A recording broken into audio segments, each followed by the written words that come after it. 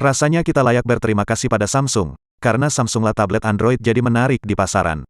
Lihat banyak vendor-vendor Android lain termotivasi bikin tablet dan meniru iPad, tanpa mereka sadari mereka termotivasi oleh Samsung. Meskipun mereka terobsesi meniru iPad, mereka tetaplah vendor Android. Lalu Samsung membawa aplikasi hebat lain seperti LumaFusion ke Android. Ayo Samsung, bawa lebih banyak aplikasi hebat ke Android biar bisa mengalahkan Apple. Sekilas orang akan melihat dengan jelas, Samsunglah, dan bukan Google yang telah membuat tablet Android menjadi sehebat dan semenarik sekarang. Google tidak berbuat apa-apa. Google hanya terfokus pada sistem operasi Android, itu pun buat smartphone, bukan tablet, maka Samsunglah yang dengan berani berdiri di depan menentang dominasi iPad. Samsunglah yang membuat One UI yang sangat ekspresif dan juga pada akhirnya diikuti oleh vendor-vendor lain. Jelas bukan? Itulah sebabnya mengapa konten ini saya tujukan kepada Samsung, bukan kepada Google. Namun khusus untuk dunia tablet yang sudah semakin populer, harus diakui tablet Android belum bisa mengalahkan iPad besutan Apple dalam 3 hal berikut. Pertama, operating system. Apple menggunakan iPad OS ke lini tabletnya yang mereka namakan iPad. Sistem operasi ini sangat kompatibel dengan layar besar seperti tablet. Sistem ini terpisah dan berbeda dengan sistem operasi buat iPhone atau smartphone besutan mereka. iPhone menggunakan sistem operasi iOS. Jadi Apple kini mengelola 3 sistem operasi dalam satu manajemen dan environmental yang terkait sangat rapi. iOS untuk iPhone, iPad OS untuk iPad, dan Mac OS untuk laptop besutan mereka yang mereka beri nama MacBook. Mari kita bandingkan dengan Android. HP Android dan tablet Android masih berkongsi sistem operasi yang sama, yakni Android meskipun masing-masing vendor Android membuat user interface mereka masing-masing. Namun itu juga harus dibayar dengan penggunaan daya.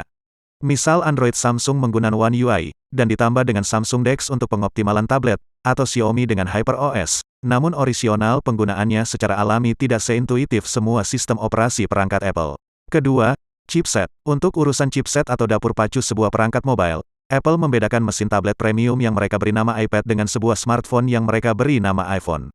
Jika iPhone menggunakan mesin chipset Bionic 16 misalnya, maka sebuah iPad Pro menggunakan chipset M2 yang sama seperti terpasang pada laptop besutan mereka yang mereka beri nama MacBook. Karuan dalam hal ini terdapat perbedaan performa yang signifikan antara iPad dengan iPhone untuk tugas-tugas tertentu.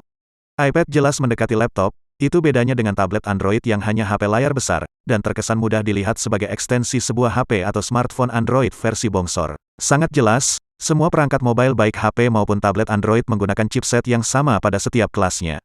Contoh jika smartphone Samsung S23 menggunakan Snapdragon 8 Gen 2, maka tablet premium S9 mereka menggunakan chipset yang sama. Jika Tab S9 FE menggunakan Exynos 1380, maka HP Samsung A54 5G juga menggunakan chipset yang sama. Kini kita tahu kedua perangkat Android ini sama-sama menggunakan sistem operasi yang sama dan chipset yang sama sekaligus. Artinya tidak ada bedanya HP dan tablet Android selain daripada ukuran layarnya yang dibuat besar. Ketiga, dan tidak kalah pentingnya adalah aplikasi. Apple membuat lebih banyak aplikasi yang sangat kompatibel dengan sebuah iPad, sehingga iPad nyaris mendekati MacBook, dan namun iPad juga bisa menjalankan aplikasi iPhone. iPad adalah jembatan yang cantik untuk perangkat mobile ke perangkat PC. Di iPad ada aplikasi editing video seperti LumaFusion yang telah berjalan sangat stabil.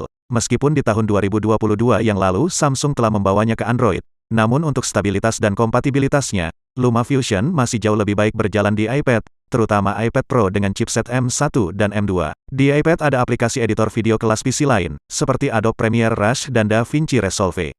Di iPad juga tersedia semua aplikasi perkantoran yang terdapat di Android, bahkan dengan beberapa kelebihan yang sengaja dikembangkan oleh pengembangnya khusus buat iOS dan iPad OS ketimbang di Android. Ini adalah fakta, bukan sekedar gimmick.